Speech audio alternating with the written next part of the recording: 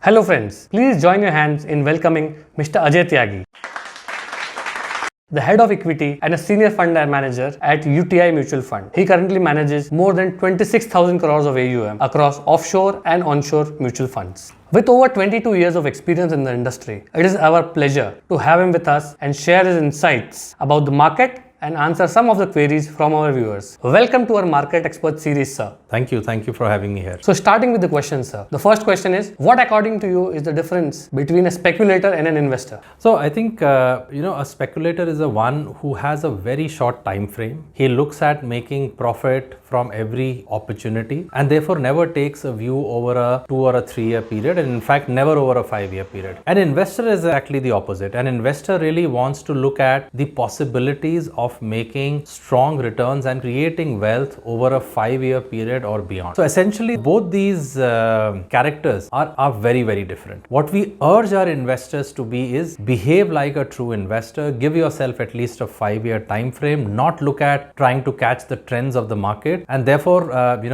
create wealth like an investor over the long run would. Great, sir. So as he rightly said, to create wealth, you need to be an investor and not a speculator.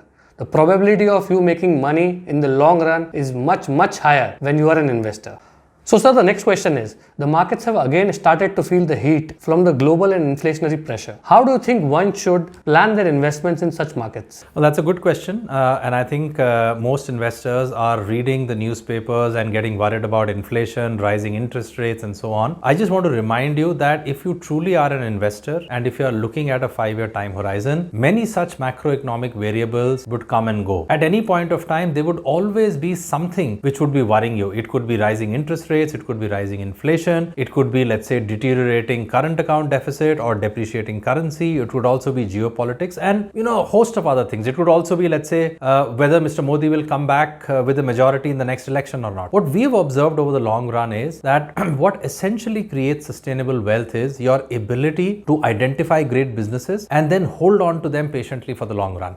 It's really not your ability to figure out the macroeconomic trends and then change your portfolio basis your understanding of these macroeconomic trends. More often than not, trying to react to macroeconomic trends actually doesn't help you in your end objective of wealth creation.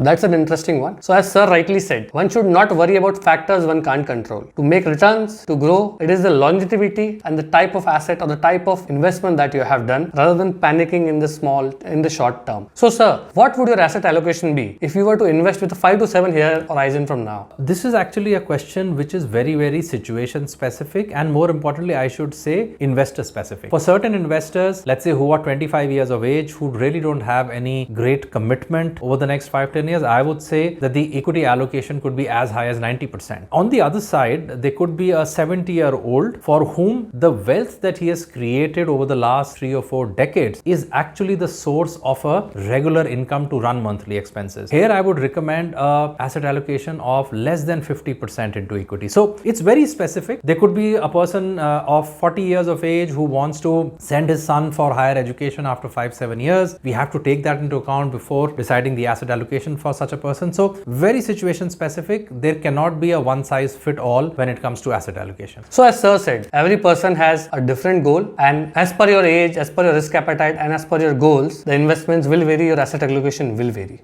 So sir, talking about equity allocation, what categories of equity would you suggest a 25 or a 30-year-old to allocate his funds to? And would you also look at international exposure for investments as of today? Sure, I think that's a very good question. Number one, for a 25-year-old, certainly some amount of allocation into mid-caps is required. And you can decide whether that allocation should be 20% or 25% and so on. Equally, I would say that a flexi-cap fund, which basically straddles across large, mid and small, should also certainly be a part of his or her allocation.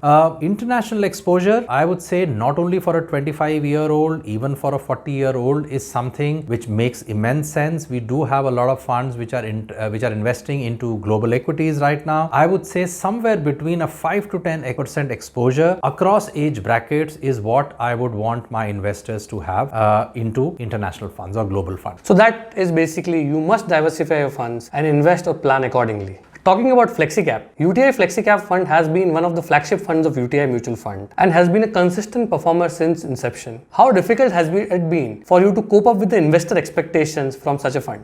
I always feel that apart from managing funds and generating returns for investors, it's also part of the job to actually set realistic expectations for investors. So we try and reach out to our investors every now and then explain to them what is it that they should realistically expect from equities in the long run. We certainly try to sit with them and explain to them that equity provides you with a very strong return in the long run compared to fixed income, only because there is risk and volatility along the way. So in a way, the high returns that you get from equities is on account of the price that you pay in terms of volatility in the medium term. And therefore, a natural fallout of this is that you should never expect that equity funds will keep going up in a straight line in a linear manner. There would always be falls, there will always be corrections and drawdowns. And I think that's something which we try and educate our investors. I can never say that our investors are always satisfied with this, but the more we educate them, I think the more their expectations will also be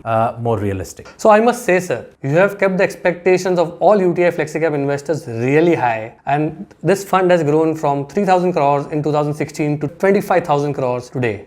Thank you. So, sir, now which sectors do you think are the most attractive for the next few years? So, I would say quite a few sectors look interesting. India will remain a high growth economy. We are the fifth largest economy in the world and still going strong at between 6 to 7%. That's our expectation over the coming decade as well. And I think as this happens, to my mind, a few sectors should do well. Anything to do with consumption in India, whether it is consumer staples, consumer durables, or consumer discretionary, by which I mean companies in the automobile sector, they are expected to do well.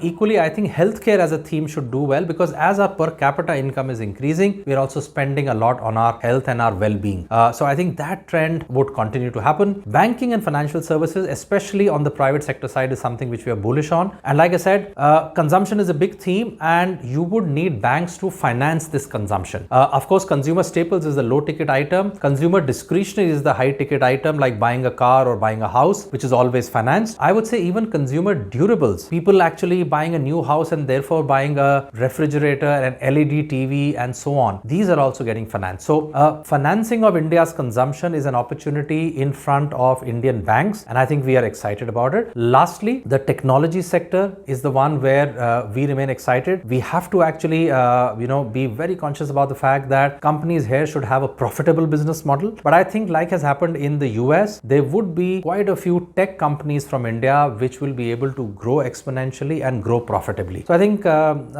these are the few sectors where we would always watch out for great businesses. Great, sir. So one must keep a watch for consumers or the consumption theme, which is consumer durables, consumer discretionary and consumer staples, as well as banking and financial services sector looks good. Also, healthcare looks good and technology looks really good for the long term. Absolutely.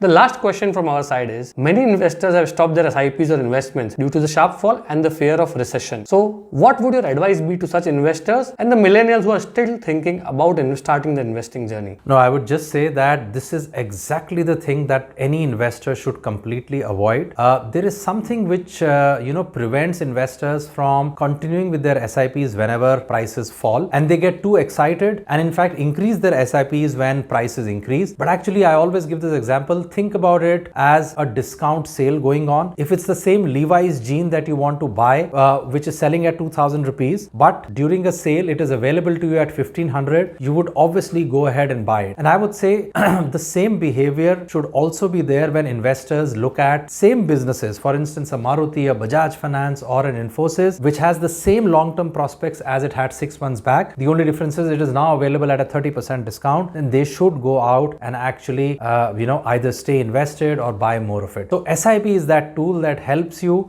take advantage of volatility. Stopping an SIP just when things have fallen down is absolutely the wrong behavior. You are preventing yourself from buying the same business at a discount. And I think in your journey towards long-term wealth creation, taking advantages of these drawdowns is always helpful in improving your long-term returns. That was an amazing advice, sir. One must buy good quality businesses when they are available cheap. Thanks a lot for taking out time for us and giving valuable advice to our listeners. Please give it up for Mr. Ajay Tyagi.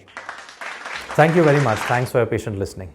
It was a pleasure having you with us. To all our listeners, keep following grfinvisors for more such interesting market insights and updates. You can also leave your comments or feedback in the comment section below. Thank you.